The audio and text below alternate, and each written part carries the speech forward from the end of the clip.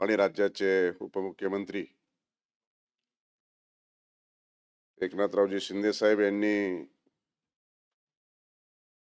स्वर्गीय अजितदादा पवार उपमुख्यमंत्री महाराष्ट्र राज्य व इतर दिवंगत विधान परिषद सदस्यांच्या दुःखद निधनाबद्दल शोक प्रस्ताव मांडला. त्या शोक प्रस्तावावरती मी माझ्या सहवेदना व्यक्त करतो. स्वर्गीय अजितदादा पवार यांचा जन्म 22 जुलै 1959 रोजी अहिल्यानगर जिल्ह्यातील राहुरी तालुक्यातील देवळाली प्रवरा येथे झाला. त्यांचे शिक्षण B.Com पर्यंत झाले होते. स्वर्गीय अजितदादा लोकप्रिय आणि जनाधार असलेले नेते होते. त्यांच्या राजकारणाचा पाया ग्रामीण होता. पंचायतीच्या राजकारणापासून कृषी, सहकार, क्रीडा, शिक्षण आदी क्षेत्रात त्यांनी उल्लेखनीय कार्य केले होते. एक प्रगतशील शेतकरी, उद्योजक, विविध संस्थांचे पदाधिकारी, लोकसभा सदस्य, राज्यमंत्री, मंत्री, उपमुख्यमंत्री अशा अनेक पदांची जबाबदारी उत्तमपणे सांभाळून त्यांनी आपली योग्यता आणि गुणवत्ता सिद्ध केली होती. भल्या पहाटे उठून आपल्या कामकाजाला सुरुवात करण्यापासून ते दिवसभरासाठी ठरलेल्या कामाचा तितक्याच वेगाने आणि क्रमाने निपटारा करण्यापर्यंतचा त्यांचा झपाटा विलक्षण होता. शिस्त आणि वक्तशीरपणा हे गुण त्यांनी अतिशय मेहनतीने कमावले होते. ग्रामीण शहरी प्रश्नांची नेमकी जाण, प्रश्न समजावून घेण्याची हातोटी आणि निर्णय घेण्याची धडाडी यामुळे त्यांची प्रशासनावर पकड होती. बारामतीतील तसेच पुणे जिल्ह्यातील अनेक संस्थांना त्यांनी परिश्रमाने आकार दिला होता. लोकांसाठी अहोरात्र उपलब्धता, वक्तशीरपणा, कामकाजात शिस्तबद्धता, स्पष्टोक्तेपणा, आक्रमक निर्णय क्षमता, प्रशासनावर पकड, प्रश्नांच्या खोलात जाऊन अभ्यास करण्याची वृत्ती आणि गुणवत्तेबाबत आग्रही भूमिका ही अजितदादाची लक्षणीय वैशिष्ट्ये होती.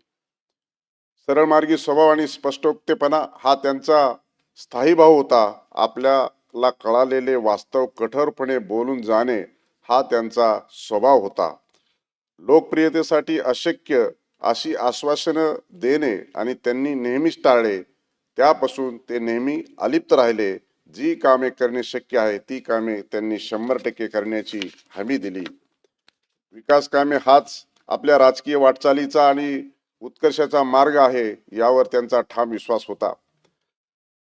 अजितदादा यांनी कृषी, पाण्याची व्यवस्थापन आणि सिंचन या विषयात रुची होती. शेती केवळ व्यवसाय नसून ग्रामीण अर्थव्यवस्थेचा आणि समाज जीवनाचा पाया आहे असा त्यांचा दृष्टिकोन होता. त्यावेळी दुष्काळी भागासाठी पाणी उपलब्ध करून देणे, कालवे, धरणे आणि सिंचन प्रकल्प राबवणे यावर त्यांनी भर दिला. ते तब्बल 6 वेळा राज्याचे उपमुख्यमंत्री होते. तसेच त्यांनी विधानसभेत विरोधी पक्षनेता म्हणूनही भूमिका पार पाडली होती.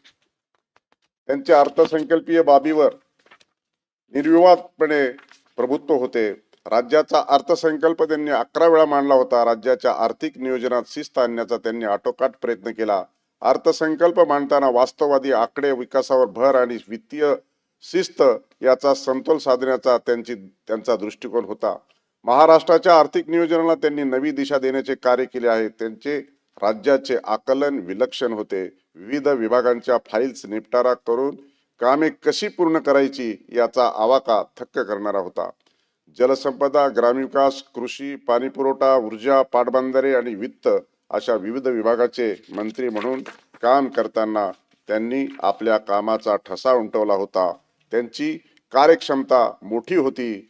दादांच्या 28 जानेवारी 2026 रोजी झालेल्या आकस्मिक निधनामुळे महाराष्ट्राने राज्याचे अर्थकारण, समाजकारण याची उत्तम जाण असलेला एक उमदा, धडाडीचा, मनमोकळा आणि दिलदार लोकनेता गमावला आहे.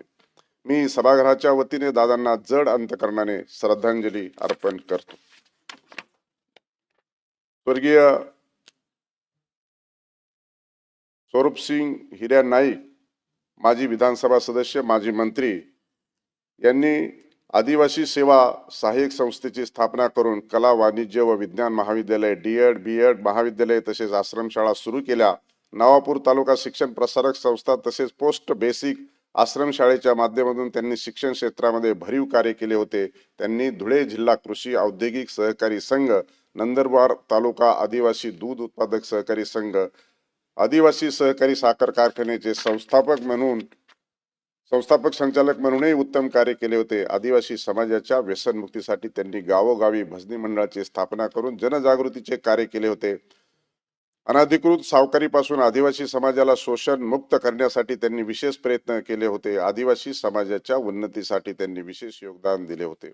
अशा या ज्येष्ठ समाजसेवकाचे बुधवार दिनांक 24 डिसेंबर 2025 रोजी दुःखद निधन झाले.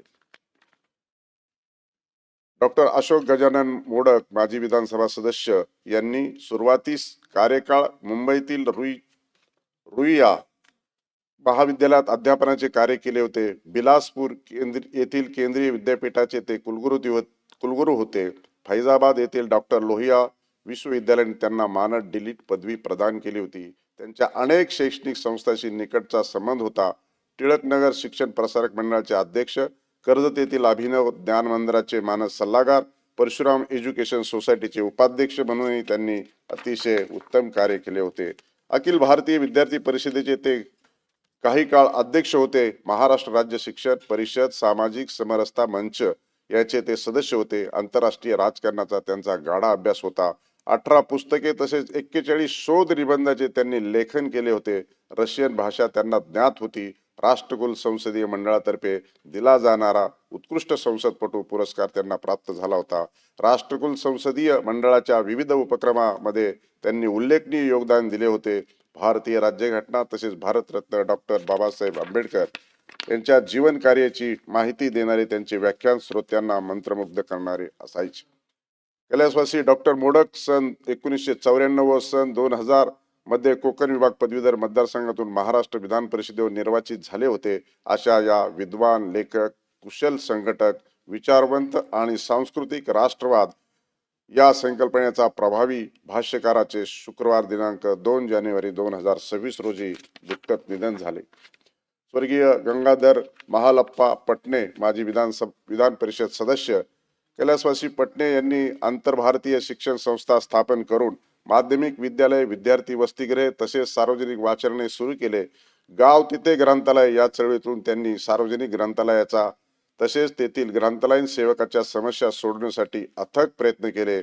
महाराष्ट्र राज्य ग्रंथालय संघाचे ते काही काळ अध्यक्ष होते. ते मराठवाडा विद्यापीठ विद्यार्थी संघटनेचे संस्थापक सदस्य होते. कामगार, शेतमजूर, दलित आणि भूमिहीनाच्या प्रश्नासाठी त्यांनी अनेक आंदोलनात सक्रिय सहभाग घेतला होता. त्यात त्यांनी कारावासही सोसावा लागला होता. त्यांनी बसवेश्वर विचार प्रसारक मंडळ, मराठी तमाशा परिषदेचे अध्यक्ष म्हणूनही कार्य केले होते. कैलासवासी पटणे यांनी गांधीनगर सहकारी गृहनिर्माण संस्थेचे संस्थापक अध्यक्ष, बिलोली सेवा सहकारी संस्थेचे chairman, Maharashtra state cooperative housing finance कॉर्पोरेशनचे संचालक, बिलोली तालुका खरेदी विक्री सहकारी संघाचे संचालक, कुंडलवाडी कृषी उत्पन्न बाजार समितीचे संचालक म्हणूनही कार्य केले होते.